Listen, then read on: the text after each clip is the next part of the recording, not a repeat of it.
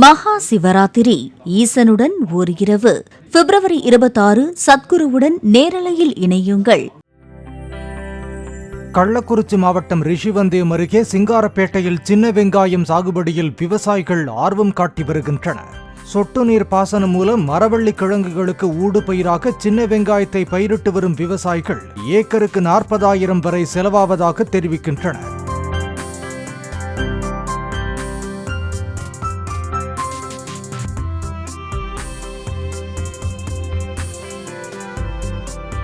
அறுவடை காலத்தில் செலவு போக ஒரு ஏக்கருக்கு 60,000 ரூபாய் வரை லாபம் கிடைப்பதாகவும் அவர்கள் தெரிவித்துள்ளனர்.